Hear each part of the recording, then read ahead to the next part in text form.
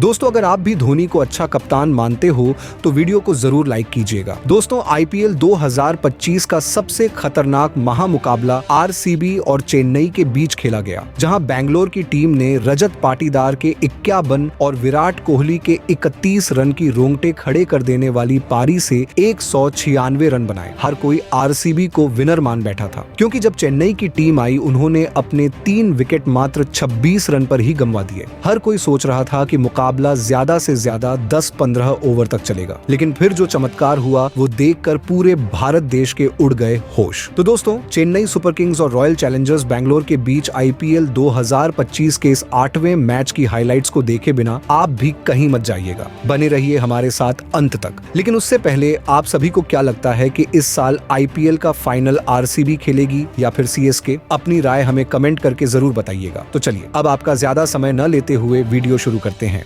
दोस्तों आईपीएल 2025 में ऐसा भी रोमांचक मैच देखने के लिए मिलेगा जिसको देखकर हमारी तक सांसें अटक जाएंगी, किसी ने नहीं सोचा था। जी हां दोस्तों, आईपीएल इतिहास की दो सबसे और कांटे की टक्कर वाली टीमें आमने सामने भिड़ी। एक तरफ थी रजत पाटीदार की रॉयल चैलेंजर्स बेंगलोर और दूसरी तरफ हम सभी की चहेती ऋतुराज गायकवाड़ की चेन्नई सुपर किंग्स। जहां इस मुकाबले में चेन्नई के कप्तान ने टॉस जीतकर बेंगलोर की टीम को पहले बल्लेबाजी करने का न्योता दिया। अब सोचकर ये आप भी नहीं मानोगे कि मैच ऐसे रोमांचक मोड़ पर पहुंच जाएगा जहां से जीतने के आसार टीम के ना के बराबर थे। लेकिन हमेशा क्रिकेट में ऐसा चमत्कार होता है जो कि मुकाबले को पलटने का दम रखता है और अंतिम ओवर में वही हुआ। जी हां, आपको शुरुआत से बताते हैं, क्योंकि जब मैच में बल्लेबाजी पर आरसीबी की टीम उतरी तो विराट कोहली और फिल सॉल्ट ने पारी की शुरुआत की। ऋतुराज गायकवाड़ और महेंद्र सिंह धोनी ने मिलकर पहले से ही रणनीतियां बना ली थी कि इनके बल्लेबाजों को कैसे रोका जाएगा। पहला ओवर करवाने के लिए आए खलील अहमद ने मात्र इस ओवर में 9 रन खर्च किए, जिसके बाद चेन्नई की टीम इस मुकाबले में हावी होती हुई नजर आ रही थी। लेकिन दोस्तों जैसे ही धोनी के कहने पर ऋतुराज गायकवाड़ ने दूसरा ओवर अश्विन के हाथों में थमाया तो इस ओवर में पहली गेंद का सामना कर रहे थे फिल सॉल्ट और अश्विन ने फिल सॉल्ट को कैरम बॉल डाली, लेकिन लेग स्टंप की इस गेंद को बैकवर्ड स्क्वायर लेग की दिशा में खेलते हुए फिल सॉल्ट ने छक्का बटोर लिया। फिर दूसरी गेंद पर चौका पड़ा, जिसके बाद ये ओवर थोड़ा महंगा साबित हो रहा था और अंत में विराट कोहली ने भी चौका बटोर कर इस ओवर को 16 रन पर समाप्त किया। जी हां दोस्तों, दूसरे ही ओवर से 16 रन बन जाने के बाद आरसीबी ने चेन्नई के प्लान पर पानी फेर दिया और 2 ओवर के बाद आरसीबी का स्कोर 25 रन पर पहुंच गया था। फिल सॉल्ट अपना रूप दिखाते हुए असली अब नजर आ रहे थे। अब गहरे सोच विचार के बाद धोनी ने ऋतुराज गायकवाड़ को अपने पास बुलाया और किसी भी तरह फिल सॉल्ट को अपने जाल में फंसाने की कोशिश करने लग गए। लेकिन फिल सॉल्ट ऐसे थे कि उन्होंने आज रुकने का नाम ही नहीं लिया। जी हां, तीसरा ओवर करवाने के लिए आए खलील अहमद, जहां दोस्तों खलील अहमद को पहली गेंद पर सफलता मिलते मिलते रह गई। जी हां दोस्तों, चेन्नई ने यहां रिव्यू लेने का फैसला भी किया, लेकिन विराट कोहली 3 स्टंप्स के सामने नहीं थे, जिसके बाद विराट कोहली ने यहां खलील अहमद को भी गेंदबाजी करना सिखा दिया। जी हां, और इस तीसरे ओवर की समाप्ति तक आरसीबी की टीम बिना कोई विकेट खोए 32 रन बना चुकी थी। पावर प्ले में रन की बरसात होती चली जा रही थी, विकेट गिरने का नाम नहीं ले रहे थे। स्कोर लगातार आरसीबी के लिए बढ़ता चला जा रहा था और कोई इन बल्लेबाजों को रोक नहीं पा रहा था। लेकिन दोस्तों जब बात हद से ज्यादा बढ़ गई तब नूर अहमद को धोनी लेकर आए और नूर अहमद ने इस 5वें ओवर की छठी गेंद पर आखिरकार ताबड़तोड़ बल्लेबाजी कर रहे फिल सॉल्ट को अपना शिकार बनाया। जी हां दोस्तों, फिल सॉल्ट यहां 16 गेंदों में 32 रन बनाकर अपना विकेट खो बैठे और ये विकेट मिलने के बाद चेन्नई की जान में जान आई। अब दोस्तों बल्लेबाजी पर उतरे देवदत्त पडिक्कल ने आते से ही पहली गेंद पर छक्का जड़कर अपने इरादे साफ कर दिए थे कि वो क्या करने के लिए आए हैं। पावर प्ले समाप्त तो हो चुका था, लेकिन चेन्नई की हालत अब यहां से और बेकार होनी शुरू हो गई थी, क्योंकि दोस्तों एक विकेट गिरा था और 56 रन आरसीबी टीम ने बटोर लिए थे। यहां पर विकेट संभालकर आगे बढ़ती हुई आरसीबी की टीम नजर आ रही थी। 7 ओवर के भीतर आरसीबी ने 71 रन जोड़ लिए थे और विकेट गिरने का नाम नहीं ले रहे थे। तभी रविचंद्रन अश्विन पर एक बार फिर से दाव खेला धोनी ने और अश्विन ने उनकी उम्मीदों को बनाए रखा। जी हां, देवदत्त पडिक्कल जो कि 27 रन बनाकर खेल रहे थे उनका विकेट गिरा। 2 बड़े विकेट बेंगलोर की टीम ने 77 रन पर गंवा दिए थे। शुरुआती 10 ओवर समाप्त होने तक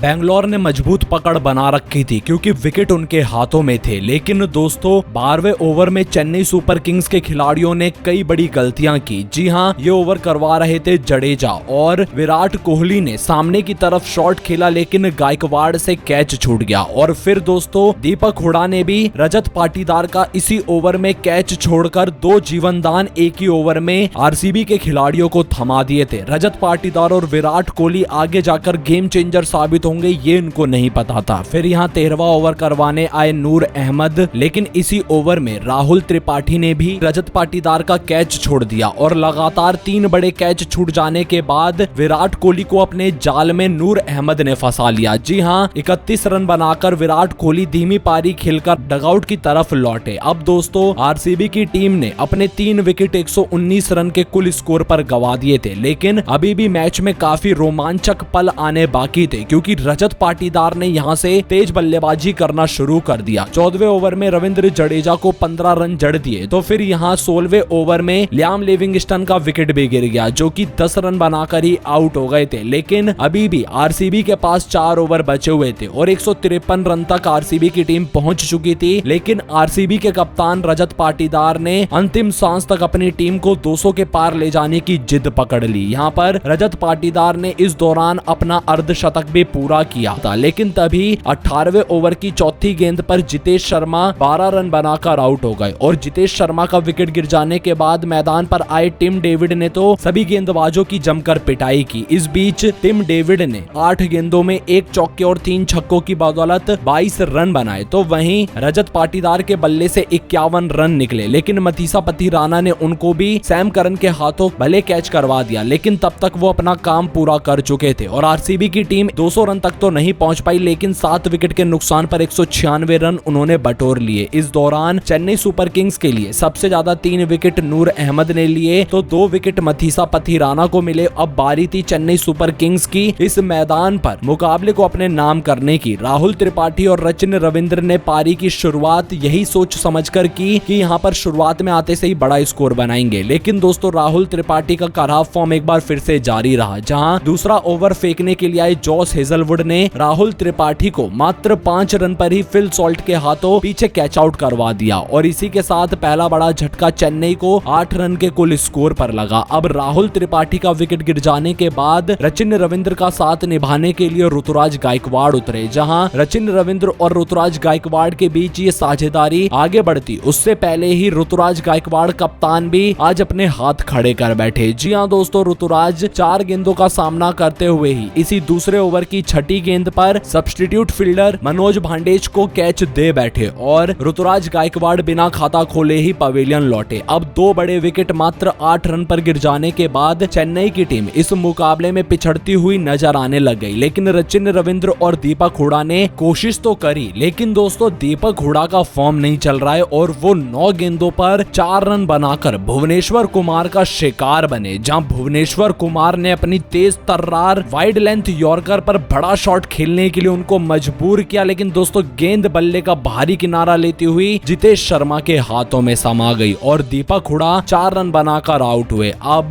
जिम्मेदारी रचिन रविंद्र पर तो थी, लेकिन सैम करन उनका साथ निभाने के लिए आए। मैच आगे बढ़ता जा रहा था और बढ़ते हुए मैच के साथ चेन्नई की उम्मीदें भी समाप्त होती हुई नजर आ रही थी क्योंकि आरसीबी की टीम पकड़ ऐसी बना चुकी थी। बाकी दोस्तों 7 ओवर तक चेन्नई सुपर किंग्स का स्कोर 3 विकेट के नुकसान पर 40 रन तक पहुंच चुका था और अंतिम ओवर तक मुकाबला चलता चला गया, जो कि आप सभी को अगली वीडियो में देखने के लिए अंतिम ओवर का रोमांच मिलेगा। लेकिन उससे पहले हाइलाइट्स देखकर अब आप सभी की क्या राय है? आप क्या मानते हैं चेन्नई और आरसीबी में से कौन सी टीम इस साल आईपीएल के फाइनल तक पहुंचेगी? हमें कमेंट करके जरूर बताइएगा।